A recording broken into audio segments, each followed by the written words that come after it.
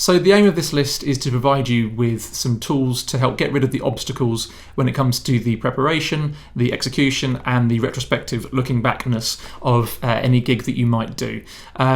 Basically, the idea of it is to get rid of the fog and just try and focus on the job at hand.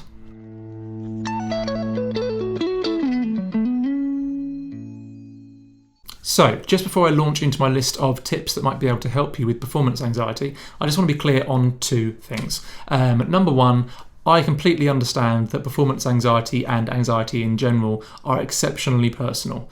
I'm not trying to make a video to detract from what you're going through. Everyone has different experiences, and I think, however, that when it comes to performance anxiety, it comes from a genuine place of wanting to try our best and not always having the right tools to do that. Number two, I want to be really clear on, is that this is a list of tips that I have found after playing for 15 years, and this is from different experiences, different environments, from thousands of people at festival gigs all the way through to open mic nights. Unfortunately, I've suffered anxiety at all of them and everything in between. So yeah, they're just a list of my things. If you have your own techniques, your own tips that you want to provide to people, please do let me know what helps you. I think it's the sort of conversation that the more that's shared that might be able to help people, I think the better. Tip number one, what is required of me? Now, that question alone has saved me countless lost nights of sleep. I used to really have problems with not knowing what a gig was going to hold for me, and just by asking that simple question, it's really helped me understand what I need to do at the gig and how I'm going to make it a success. So asking myself questions like, what time am I due to be at the venue? What time are my breaks? How long are they expecting me to play for? Who do I need to speak to when I get to the gig? Just those questions alone help me plan, help get rid of the anticipation, help me feel more in control. Tip number two, material. How well do you really know the music you're going to be performing, and what can you do between now and the time you perform it to make it as good as possible? There's no substitution for the age-old adage of practice makes perfect. This is very true. However, I would say that spending too much time focusing on one particular element can drive you crazy. It can put too much adverse pressure on it, which means that when you get to the gig, you're going to put that pressure on yourself to get it absolutely spot on. I know, I've been there. What to do is to aim for a happy medium. You want to get it absolutely spot on, you're going to dedicate time to it. When you're practicing, give yourself appropriate breaks. You want to try and eliminate the stress from that piece of music. If you know it's in a particular song, there's a particular solo with a particular note, practice on that note in the context of the whole solo. Don't just play that one note over and over and over and over and over and over again, because it will get you ultimately nowhere, and that stress is going to keep on seeping back in. Try and be calm with it. Tip number three, time management. Now, I know I kind of touched on this in tip one, but for me this is such a big deal that it deserves its own place.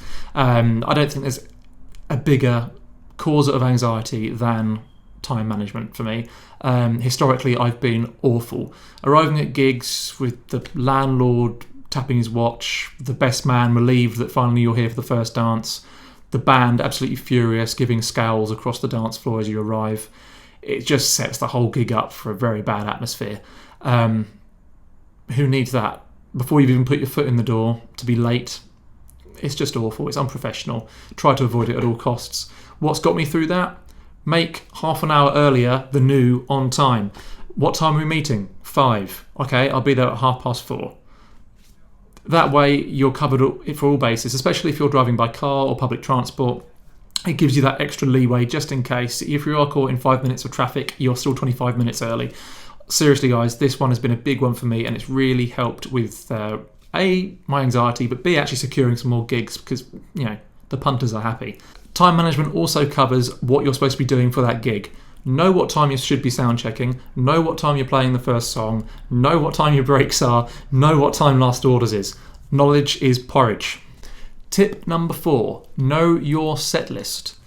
Know what songs you're going to be playing on any given night. That way, no curveballs, no surprises, minimising the mistakes. It's as simple as that, really. I used to play with a long-standing function band, and we had about 60 songs in our catalogue that the singer would call at the end of the previous song. So it always kept you on your toes, I should say, and also kept the audience engaged because it wasn't, it was a guessing game as to what was coming next, which was a guessing game for the audience and a guessing game for the band. In order to get over my anxiety, which was in a huge amount when I started playing with that band, I learnt the whole set list. I made sure that I knew every single one of those 60 songs, all the rhythm parts, the lead parts, the backing vocals, etc., etc. Didn't do much for my stage presence, mind you, but I knew all the songs. Tip number 5, alcohol. The cause of and solution to all of life's little problems. Now, when I started gigging, a couple of beers before a gig were commonplace. I would have a couple to take the edge off, to give me what I thought was more confidence, and what I thought would be a note-perfect performance. The issue with that is that all these gigs, or majority of the gigs that I did, were recorded directly off the desk for review later. When they were reviewed later, a couple of days later in the week, it would turn out that what I thought was a note-perfect performance actually got sloppier as the beers increased. Guys, we're not Slash, we're not part of Motley Crue. I would say professionalism and responsibility are vital parts of being a performing musician. My drink of choice these days is tap water, ice and lemon. It's a recent conversion, I won't deny it, but I feel after the initial anxiety has gone away, after the first few gigs have gone away of no beers, that I'm a better singer, I'm a better player, and I don't feel so bad, and plus the wallet is much lighter. Tip number 6, confidence. Now, how can you possibly be expected to find confidence in a moment of utter vulnerability? It's a very good point. However, what I wanted to point out is every musician in the history of musicians has made a bum note. Trust me on that. Whether you're Vai, Clapton, Paganini, it doesn't matter. We've all made bum notes from time to time. Have the confidence to know that you have invested time and energy into getting a piece of music to the best possible standard that you can muster at this present time. Ultimately, this is what live music is all about. It's normal, it's human, it's fine. Tip number 7, keep going. If you mess up during a performance of a song, keep going.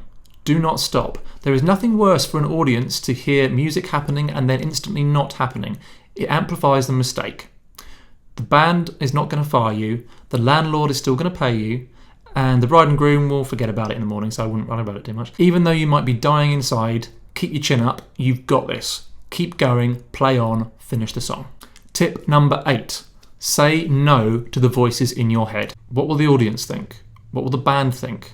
Why don't you know that song better? Why didn't you play that solo the right way? How come that guy was looking at the guitar so much? Just say no. These are not productive thoughts. They help absolutely no one. If you feel one creeping in, just say no. And finally, tip number 9, acknowledge the gaps. So after you finish your performance, say thank you to who you need to say thank you to, and then go and find a quiet space by yourself. Take your phone with you. What I do at the end of every gig I do is get my notepad out on my phone and write a list of what I think went well and what I think could have gone better.